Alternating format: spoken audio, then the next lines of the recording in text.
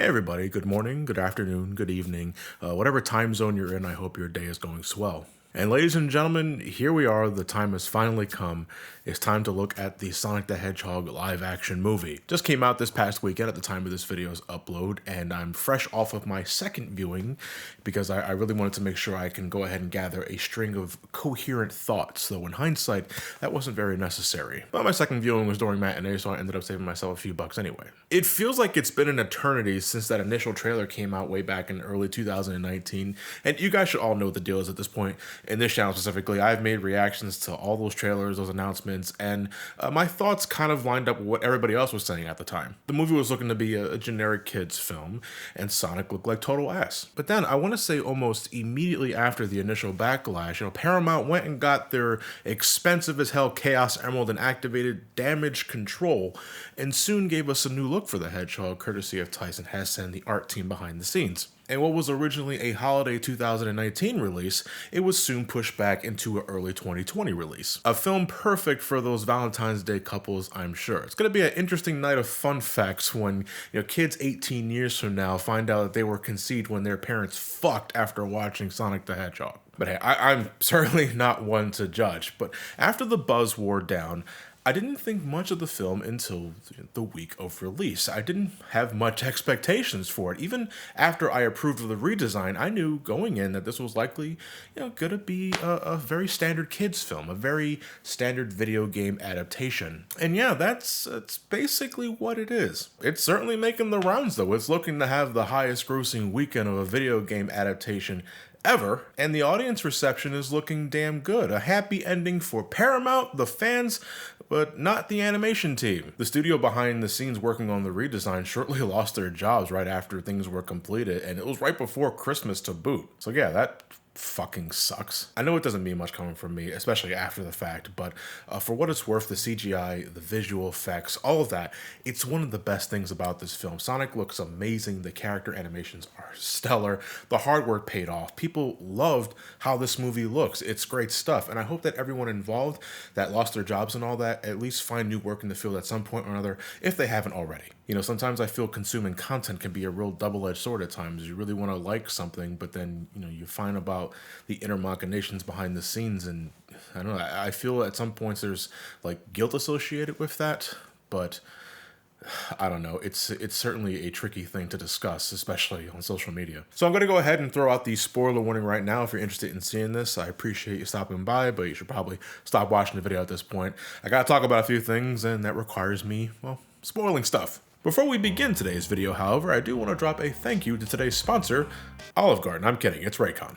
As I mentioned before, Raycon earbuds, such as their latest E25 lineup, are a damn good selection of wireless Bluetooth earbuds that start at about half the price as other premium wireless earbuds on the market, while sounding just as good. And they're backed by a selection of celebrities and music connoisseurs like Snoop Dogg, Cardi B, and Brandy, just to name a few, so you know you're getting quality. Their sleek, compact design fits all nice and snugly in your ears, giving you a great noise-isolating fit, and they last about 6 hours on a single charge. But you can also charge up the carrying case to give you up to 24 hours of playtime on the go. And in my case, where I'm taking these with me when I go grocery shopping, or I'm doing chores around the house, or when I'm going for a walk, or just going out on business somewhere, that's a really nifty thing to have. They also come in a variety of colors. Get some blue Raycon, show your inner Sonic fan. You can probably wear these instead of pretending to wear those old-fashioned headphones otherwise. You're not fooling anybody, dude. Just let it go. You can save 15% off your order today by following the link in the description below, buyraycon.com/Somecallmejohnny. Consider picking up a pair and lose yourself to some supersonic tunes. And now, on with the show.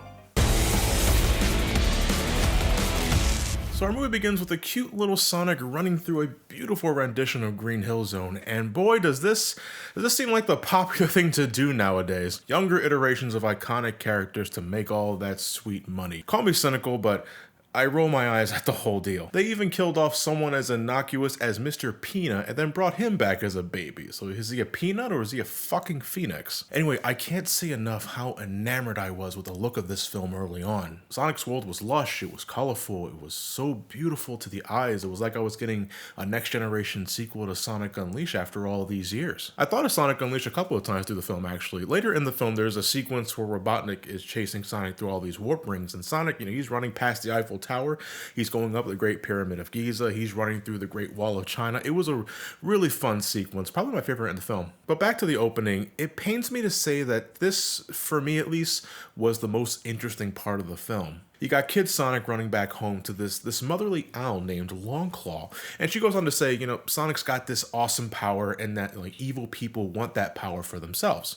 Telling Sonic that he needs to be more careful with his powers in the future. First off, I really wanted to learn more about Longclaw. This is the first time in a long time, if you're counting the comics, that Sonic has this mother figure. I was curious about the origins of this iteration of Sonic, and right as I'm thinking that, wham, we suddenly get the appearance of an Echidna tribe. You thought that was something long forgotten after the first Sonic adventure. No, motherfuckers, we got ancient Echidna tribes, and they want Sonic and Longclaw dead. So the two end up running for their lives, and one of the Echidnas manages to snipe Longclaw from a distance with an arrow, and she's down for the count. But she gives Sonic a bag of these special rings that allows the user to warp to whatever destination they could think of, at the time of, throwing the ring. She sends Sonic off to planet Earth, and she's left for dead, though if you ask me, I don't think she's really dead. I think they're probably saving her for a sequel. For as brief as that opening was, though, I was, captivated, because that's the kind of world building I'm interested in seeing in Sonic the Hedgehog. As a nice little callback to Sonic and Knuckles, one of the planets they show that Sonic can choose to run to if he gets in trouble again is a planet of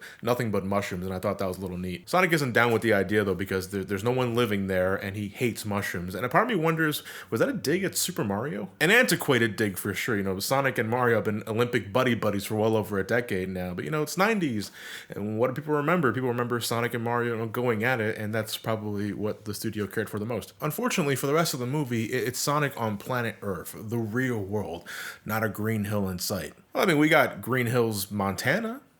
Sure, I guess that works. No, not really. 10 years pass and we're introduced to our human anchor of the film, Tom Wachowski, played by James Marsden. He's a local sheriff living a remarkably dull life. He uses a speed tracker to monitor a turtle crossing the road, for Christ's sakes. The area is boring, but he's looking to become a cop in San Francisco to live a more fulfilling life with his beautiful wife.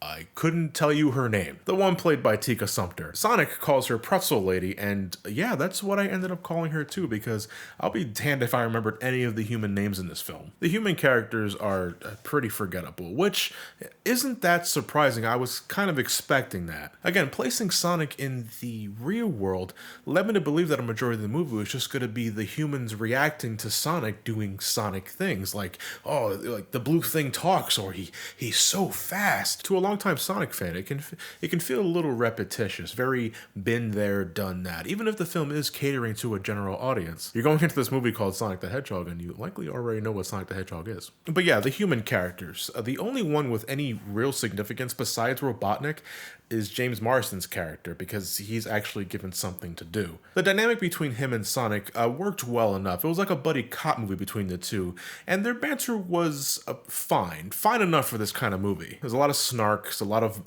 bitey exchanges between the two, with James's character having that, oh, what am I getting myself into face constantly. As far as the human characters go, he's by far the best one, but for me in this case, that's like saying the C+ is better than the D. All the others have incredibly bit roles for the sake of a punchline, or they add nothing to the narrative entirely. Robotnik's lackey, Agent Stone, is like a thing for like the first third of the film, and then he just vanishes off the face of the earth with no fanfare. I was at least expecting him to go turncoat and betray the Doctor, but no, he just doesn't matter anymore after he goes ahead and gives Robotnik one of Sonic's quills. Speaking of, that was something I thought strange after my second viewing. There's a sequence where Robotnik attempts to capture Sonic over at Tom's house. He fails, of course, but he does manage to get one of Sonic's quills for further study. But he doesn't actually study it until he accidentally finds it in Agent Stone's pocket after failing to capture Sonic in the freeway sequence. I don't know, given how meticulous they made Robotnik in this film, he definitely would have studied it the moment he got that quill in his hands. Also, very brief thing, there's a moment where Robotnik, for whatever reason, just says interesting in what sounds to be Japanese. If you had to pick one thing for Robotnik to randomly say in Japanese,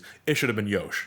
All I'm saying. I gotta give it to Jim Carrey though. He is one of the best things about this movie, just as I hoped him to be. It's true that he's just doing, his usual Jim Carrey antics, but for this interpretation of the character, I think it works. His physical performance, just gave him a lot of presence. It was a joy to have him on screen every time he was on, and I think there was a healthy amount of him. Though we needed more of him and Sonic on screen at the same time because I don't think there was enough of that. We've had plenty of Sonic versus robots, but there wasn't enough banter between the two characters, which is a shame because one, Sonic versus Robotnik is kind of the entire point, and it's what everyone wants to see, and two, I think Ben Schwartz played an excellent Sonic. I can't say I'm terribly familiar with his previous works, but I got friends in my circle that absolutely adore the man in DuckTales and the like, but this is the first time I was hearing him in action, and that was an excellent call. Whoever made that casting choice, kudos.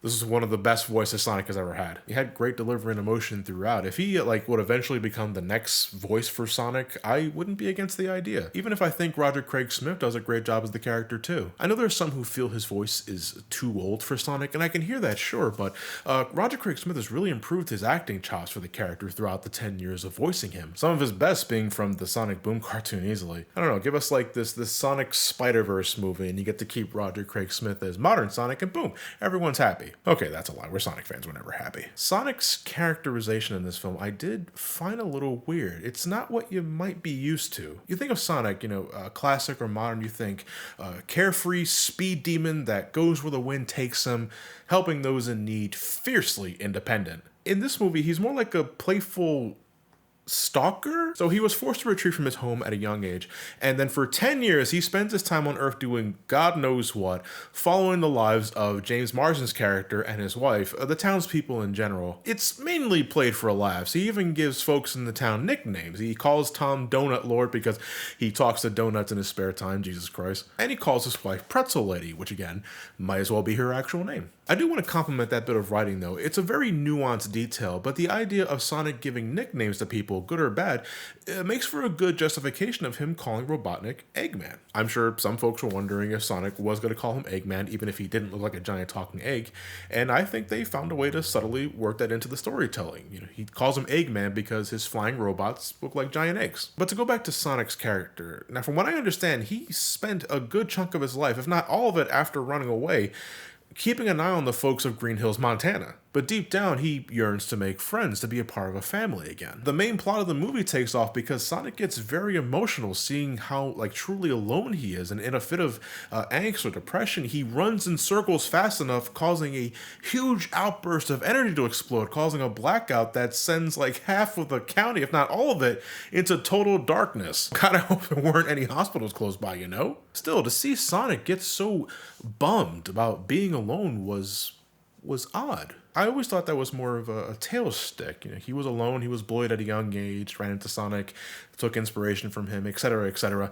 It's a different take of the character. One that I'm sure, makes him more relatable, but it is a radically different motivation for the character, and one that I am curious to see if they'll follow up on, or if it's just something for this movie alone. If Amy Rose is ever a thing in this story, and they still try to play the whole stalker with a crush angle and Sonic tries to back away from that, I'm gonna scream like, "Hey, you fucking hypocrite!" And don't get me wrong, despite the want for friends, Sonic is still very much Sonic the Hedgehog when it comes to the action pieces, and those are some of the best shots in the movie. To see him roll into a ball and take out that robot car, I did like how the car became a scooter, and then when they took that out, it became a little mini helicopter. I thought that was a cool visual gag, to see a machine that relentless. There's a couple of times where Sonic's pure speed is put to the test, and I know folks love the bar sequence. They love the part where Sonic, dodges all those missiles, but I'm watching this and I'm thinking, man, Fox is going to sue the fucking shit out of Paramount because Quicksilver and X-Men Days of Future Past did almost the exact same thing a few years ago, and it was all I can think about. It was distracting for me, even if it makes perfect sense for the character, but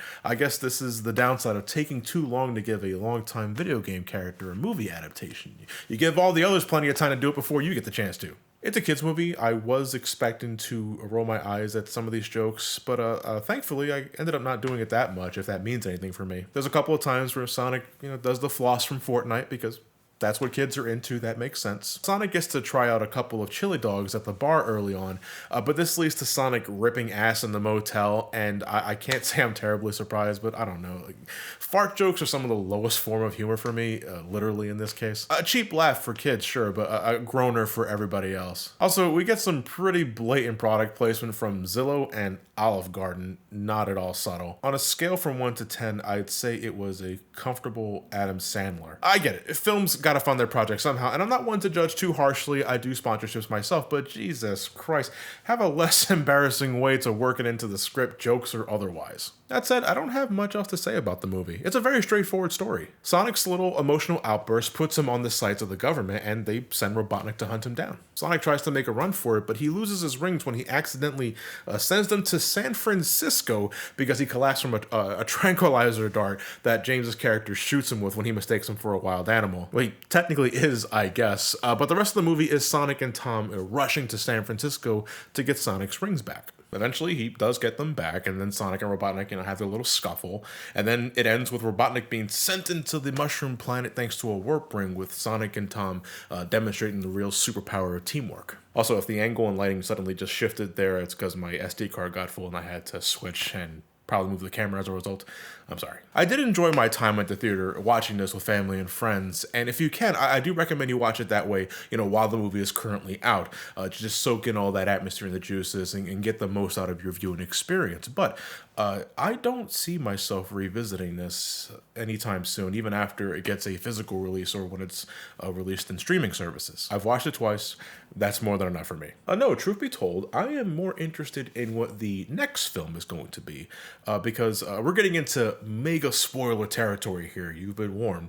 The end of the film ends with Tails entering planet Earth via another warp ring. So the sequel is looking like it's going to be Sonic and Tails heading back to Sonic's homeworld and fixing an issue there, likely something to do with the Echidna tribe. Knuckles might be a bad guy at first, and then he'll become a good guy, just like in the games. And that sounds way more interesting than what we ended up with here. This movie ends with Sonic finding a new home with Donut Lord and Pretzel Lady. But I bet you by the second film, they won't matter much. There might be a little hesitancy, but I bet you Sonic and Tails head back to their homeworld, they deal with the issues at hand, and then Sonic decides to stay there. No more humans. And I hope it goes in that direction. To me, Sonic in the real world, or at least in a world that's heavily based off of planet Earth, can be so creatively stifling. This movie, while still more than watchable, is very predictable, is very uninspired. And yes, I know it's for kids, and my expectations, there weren't much there to begin with. I feel I can pick like over a dozen kids movies I would watch over this like in a heartbeat. Still, I had a good time in the theater watching this, and I'm glad that Sonic's official live action movie debut is not a dumpster fire. The process certainly was, but the finished result, perfectly solid. But did you give it a watch? What did you think? What do you want to see in the inevitable sequel? With how much money this movie's making, for damn sure it's getting one. But let me know what you think in the comments below. Check out my other videos while you're here. See you guys next time with Kirby 64. Thank you all for watching. Have yourselves a fantastic night, and take care.